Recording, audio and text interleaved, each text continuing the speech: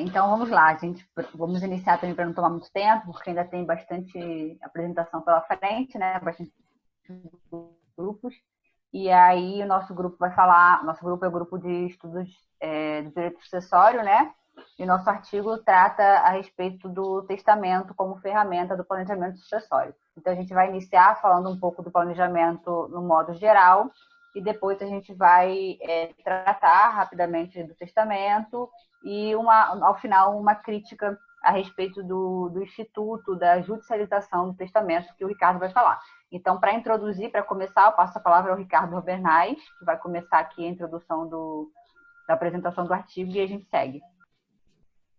Bom, enfim, para não tomar muito tempo e a gente continuar aí na dinâmica, já que a gente vai falar do testamento como ferramenta para planejamento sucessório, aliás, é uma excelente ferramenta, pouco utilizada. Quando a gente fala em planejamento sucessório, né, as pessoas não gostam de planejar.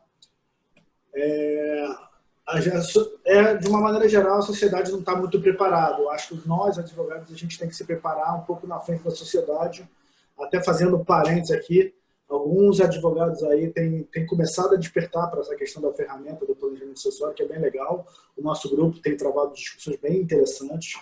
Então, isso a gente pode levar para a sociedade de modo geral, para outros advogados de outras áreas, alertar para esse conhecimento. Então, a sociedade brasileira está começando a notar essa real importância, a necessidade do planejamento, eu diria até que sucessório, mas patrimonial sucessório, né?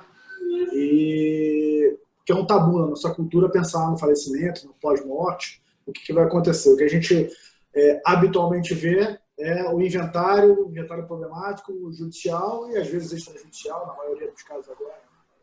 E a gente tem essa questão. E às vezes um testamento resolve muitas questões. Enfim, não vou entrar em polêmicas, eu sei que o meu xará Ricardo Bock aí e o pessoal do grupo tem algumas polêmicas interessantes aí para abordar. Acho que os operadores de direito têm que estar ligados nessas questões, o que é possível, o que não é possível, sempre tendo respeito da lei, a legalidade, essas questões.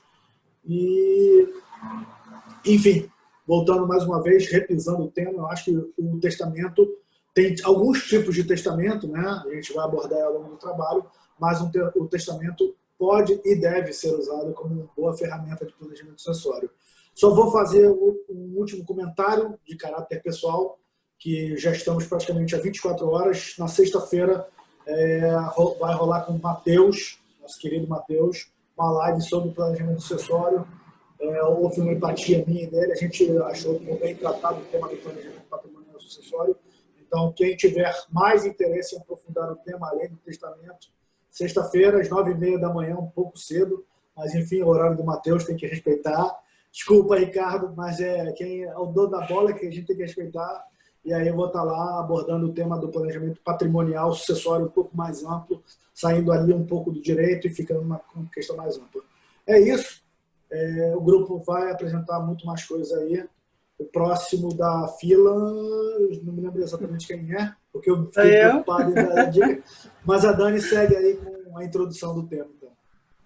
Tá bom, boa noite, pessoal. Bom, a minha parte nesse trabalho foi falar sobre a definição do planejamento sucessório e sobre a importância e os benefícios que eles trazem para a nossa vida. Então, o que seria o planejamento sucessório? Como o próprio nome já diz, é um planejamento, uma diversidade de ações feitas em vida para que os bens materiais do sucessor sejam transferidos pacificamente com a transferência da titularidade dos bens aos herdeiros, que são aqueles que já tinham direito de recebê-los na sua morte. Porém, quando essa transmissão é feita ainda em vida, ela acaba evitando muitos conflitos familiares que poderiam refletir nos bens deixados.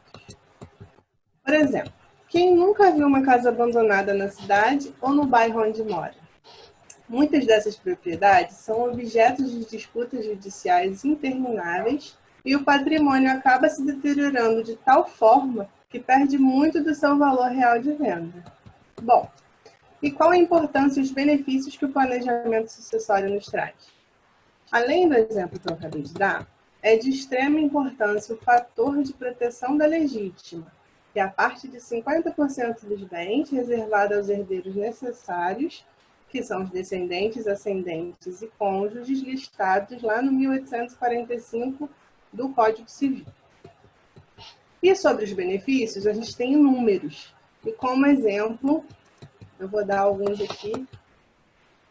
Primeiro, evita possíveis conflitos entre os herdeiros, evita ou reduz encargos e tributação sucessória, evita a formação de condomínio civil em imóveis, designa quem fica com o quê e permite a imposição de certas condições, facilita a transição da titularidade do patrimônio, garante a continuidade dos negócios da família.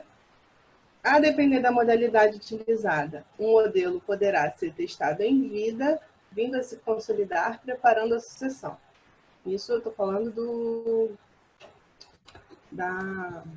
do testamento.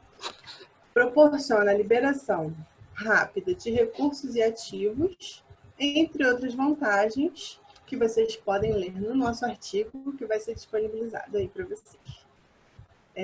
Agora vamos falar sobre alguns outros instrumentos existentes para efetivação do planejamento sucessório. E para isso eu vou chamar a doutora Alice Cardoso. Ótimo, Dani. Você brilhante, como sempre. Mas é basicamente isso mesmo, gente, o planejamento sucessório, né? A finalidade dele é transmitir de uma forma mais eficiente esse bem que foi deixado depois que a pessoa falece, e também evitar futuros litígios sobre aquela herança. E como a Dani acabou de falar, a gente tem duas premissas básicas que precisa estar em mente quando a gente fala de planejamento sucessório. A primeira é essa da observância da legítima, que é a cota correspondente aos herdeiros necessários de 50%, e também sobre a questão da herança de pessoa viva não poder ser objeto de contrato. Então, são dois pontos essenciais. Eu sei que o testamento, né, é uma forma de planejamento sucessório, mas no nosso artigo a gente também trouxe uma breve exposição sobre outros instrumentos que também podem servir de planejamento.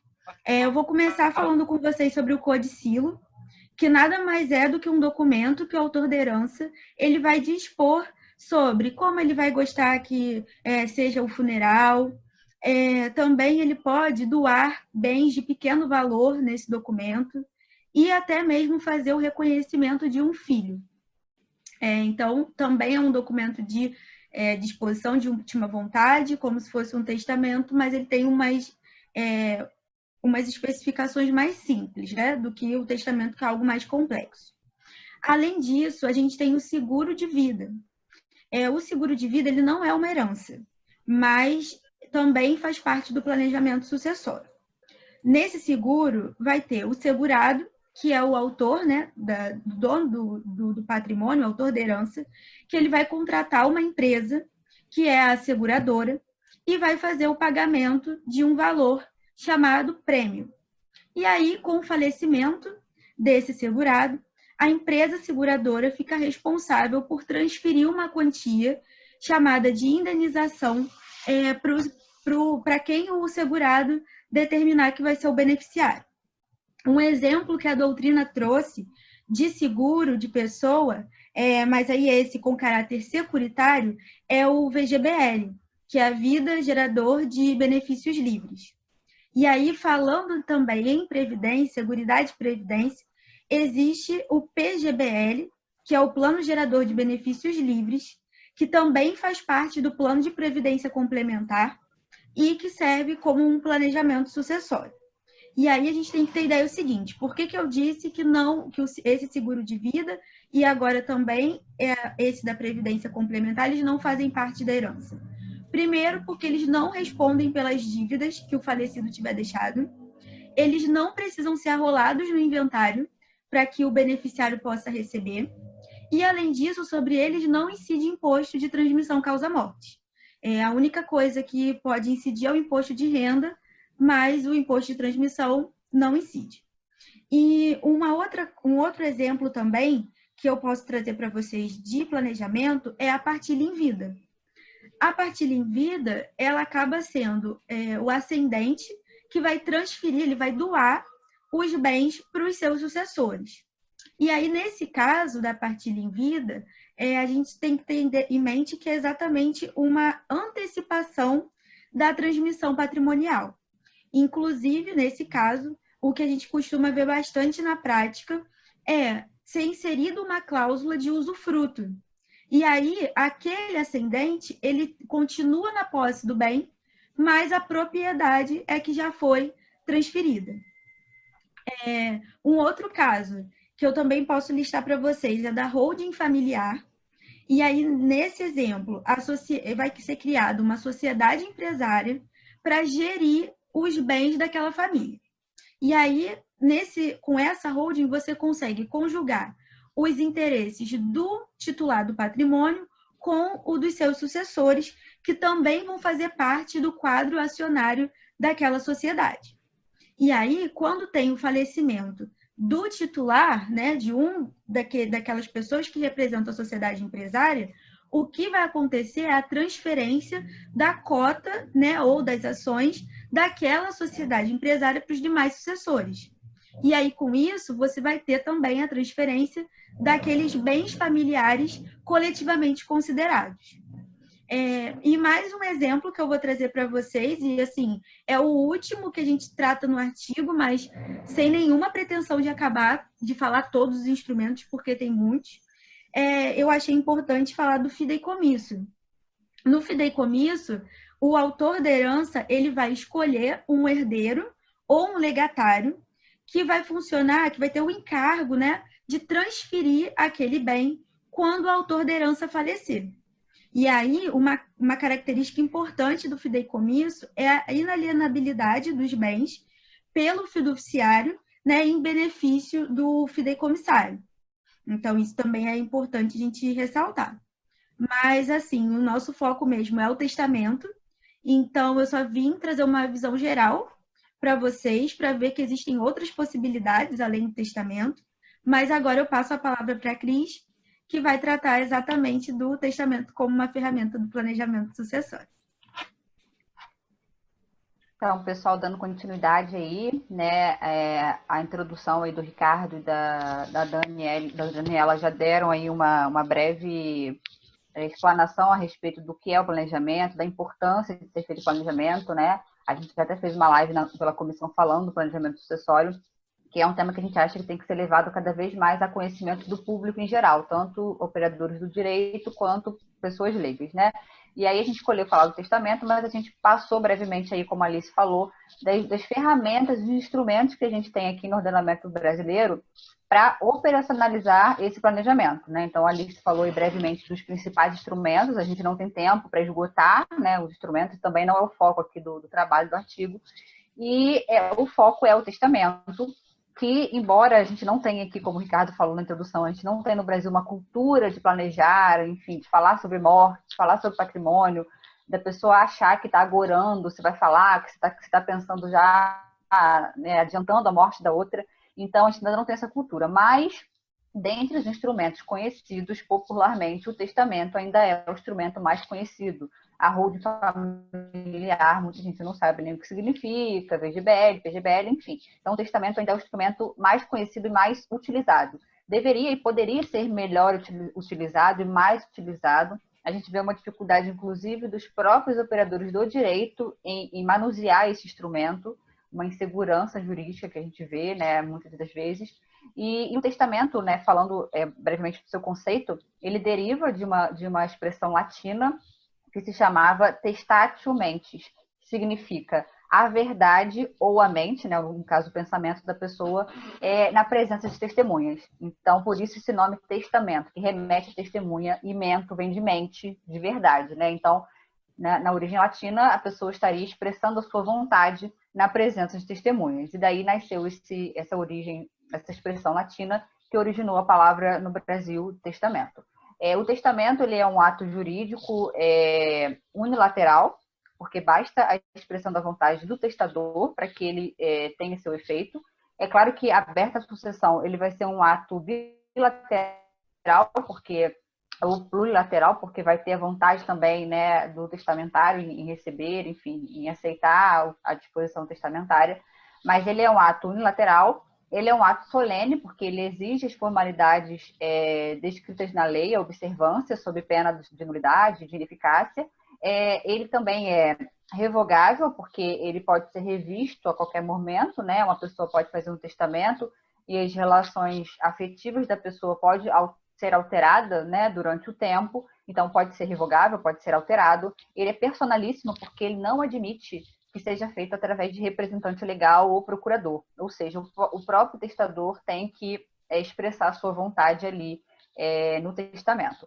E ele não é de toda forma absoluto, porque ele deve observar, como já foi falado aí, a reserva da legítima. Então, a pessoa não pode simplesmente dispor do seu patrimônio sem observar a parte que cabe aos herdeiros. Vocês estão me ouvindo? Porque às vezes está congelando. Vocês estão me ouvindo bem? Para mim tá picotando, mas a minha internet está muito ruim. Tá, toda hora parece que está instável, então não sei se para todo mundo tá assim. Porque eu estou ouvindo bem, Cris. Para mim não está picotando, não. Vocês congelaram. Tá dando para ver sim. Você está congelando, mas enfim. Estava sem a imagem, agora que está aparecendo a sua imagem. Aqui está aparecendo que minha conexão está instável. Apareceu a mensagem, mas vamos prosseguir, né? Vamos torcer para que fique estável. E então, como eu estava falando, tem que observar a reserva da legítima, e por isso ele não tem caráter absoluto. Lembrando também que ele não se destina pura e simplesmente à questão patrimonial. O testador pode deixar declarações de última vontade, como reconhecimento de filhos naturais, e dentre outras declarações que ele deseja que sejam, digamos, reveladas após a sua morte. É um instrumento morte-causa, porque o efeito só surge após a morte Na verdade, o efeito já existe, mas ele só é aplicável, né, a eficácia após a morte do testador, né, após a abertura da sucessão. E aí a gente fala da capacidade de testar, que muita gente não sabe é que maior de 16 anos já pode testar, então não tem aquela regra de maior de 18 anos, a gente é maior de 16, e pessoas que tenham pleno discernimento, que é como diz a lei, podem testar, desde que não tenham nenhum tipo de impedimento. E aí a gente não fala tanto da incapacidade, porque de acordo com o Estatuto da Pessoa com Deficiência, os termos alteraram, né, de certa forma, então o que precisa ser visto é se a pessoa tinha um discernimento, a capacidade de testar naquele momento em que foi feito o testamento. A gente sabe que é um instrumento importante, tem um capítulo muito grande, né, no Código Civil, tratando sobre testamento, está lá nos artigos 1857 a 1990, sem adentrar em cada um deles, porque não temos tempo. A gente tem o testamento na forma ordinária, que é o público, o particular e o cerrado, e nas formas especiais, que é o marítimo, o militar e o aeronáutico, né? São as formas de testamento. Lembrando ainda que o testamento e de incomunicabilidade são cláusulas restritivas que podem ser impostas, deixadas no testamento. E aí a gente fala, né, brevemente sobre o instrumento, lembrando da sua importância, da importância de ser difundido, de ser cada vez mais levado a conhecimento para que possa ser aplicado, porque um planejamento bem feito pode evitar desgastes, demoras, né, inventários longos aí que se perpetuam no tempo, mas é claro que tem que ser observada de forma estrita os requisitos de validade, porque um testamento mal feito, ele dá mais dor de cabeça do que se não tivesse feito nada. Porque a gente sabe que na prática, se a gente precisar, de certa forma, questionar um testamento, se o inventário estiver em curso, a gente tem que paralisar o inventário para questionar o testamento, né, em processo autônomo. Então, acaba por gerar ainda, às vezes, né, se não observar, se tiver alguma questão que pode acabar declarando a sua nulidade, pode gerar ainda mais desgaste. Então, é um instrumento que tem que ser feito com a instrução de um advogado, de uma pessoa especializada que possa orientar para que todas as formas legais sejam observadas e cumpridas. Então, se ele for bem utilizado, a gente tem aí evitar injustiça, gastos, demora e tudo mais, né? Então, brevemente falando sobre o testamento, era essa mais ou menos a ideia. E aí agora o Ricardo vai continuar, depois passamos para a Mônica, mas o Ricardo vai falar de um ponto importante, que é um ponto prático do testamento, da abertura do testamento, né? E aí eu passo a palavra para ele. Bom, vamos dando continuidade.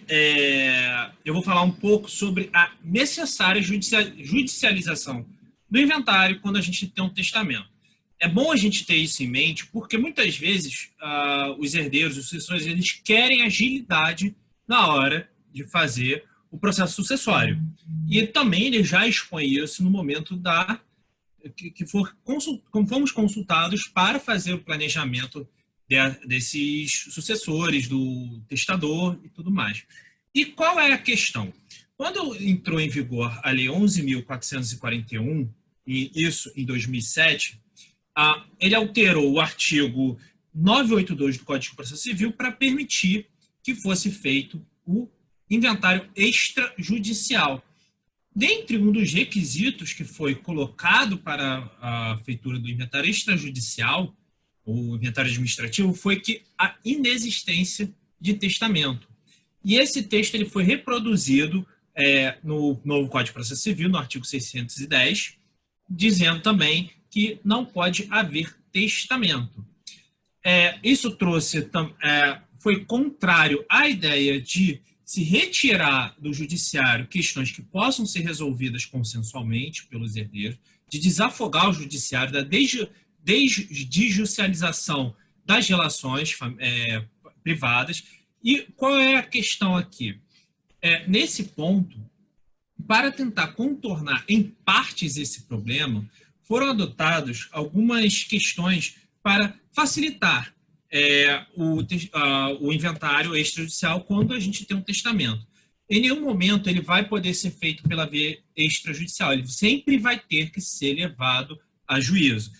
Ter o procedimento próprio para abertura, registro e cumprimento do testamento, que está entre os artigos 735 e artigo 737 do Código de Processo Civil.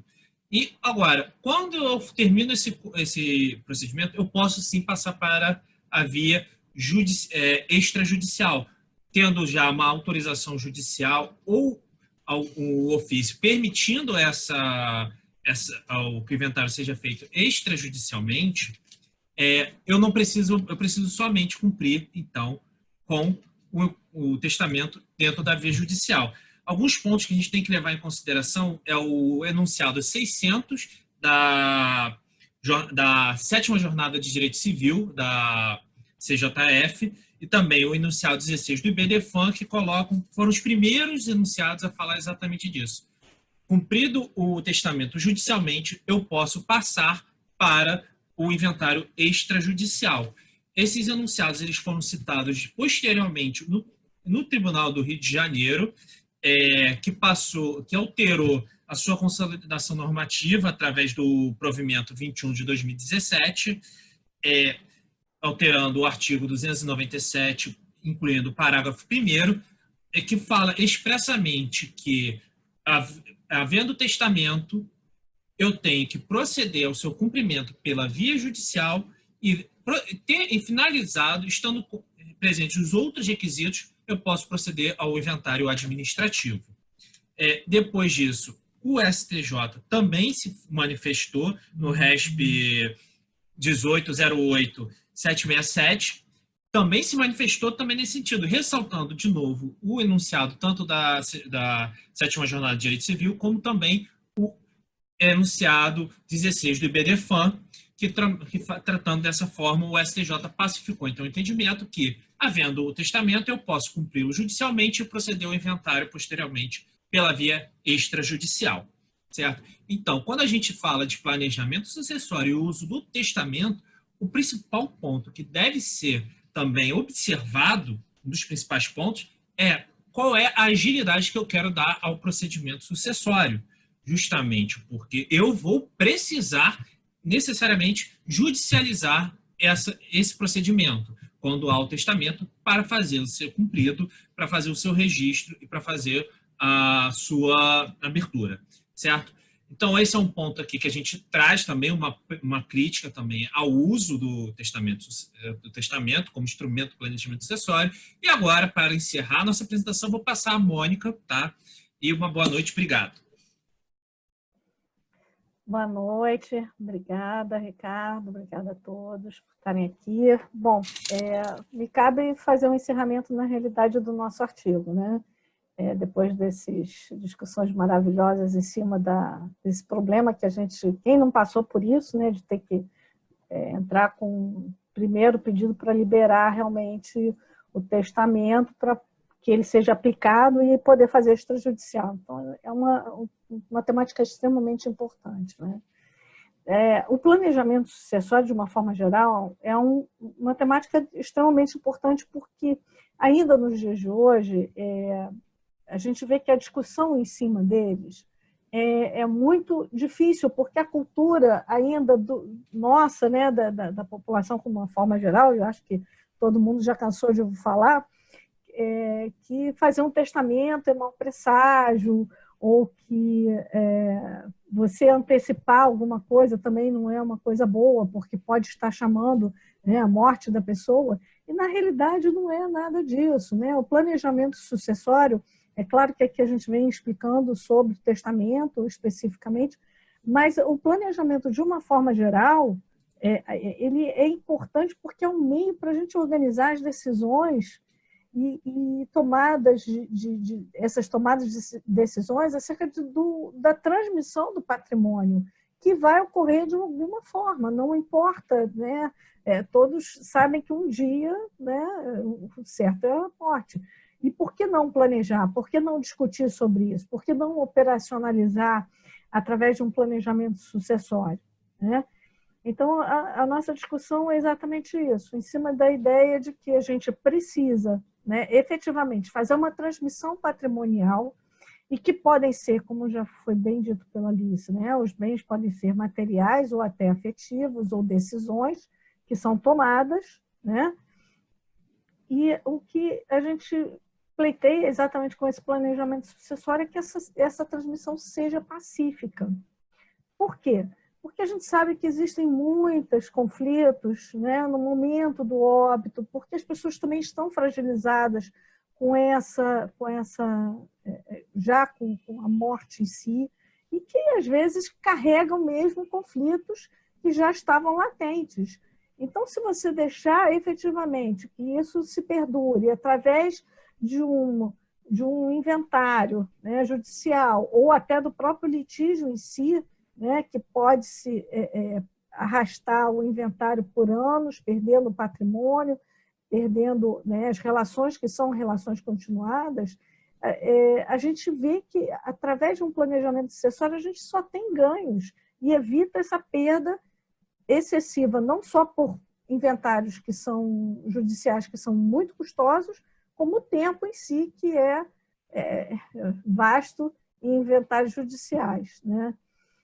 O testamento, ele é uma modalidade que preserva as determinações de última vontade intactas, né? Então, é uma forma que nós viemos discutindo no texto da importância de se trazer um testamento como meio de você ter, e isso seria uma cultura que teria que ser muito bem difundida, né, de se trazer essa forma de testamento como transmissão dos bens, para que não só as pessoas possam ter escolhas conscientes, né, fazer escolhas conscientes, determinações daquilo que quer para o patrimônio que a pessoa construiu, porque na realidade a gente sabe que quem está recebendo um presente,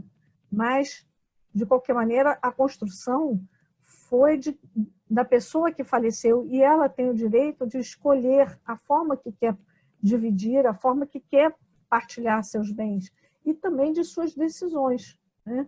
Então, a gente aqui traz essas discussões do inventário, na parte prática, na parte de quando você pode trazer para um extrajudicial a dificuldade por ainda ter que passar pelo judiciário, né?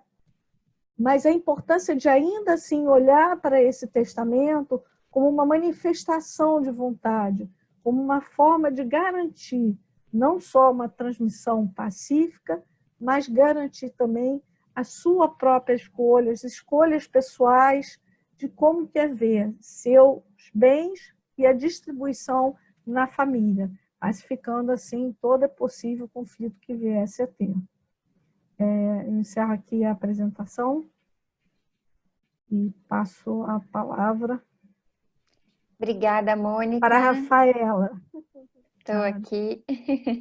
Obrigada a todo o grupo. Foi excelente também a apresentação. É uma pena que hoje a gente não consegue abrir aqui para discussão, né? Porque a gente vai vendo as apresentações e quer depois ponderar, mas hoje a gente está rapidinho aqui só para expor mesmo. Então,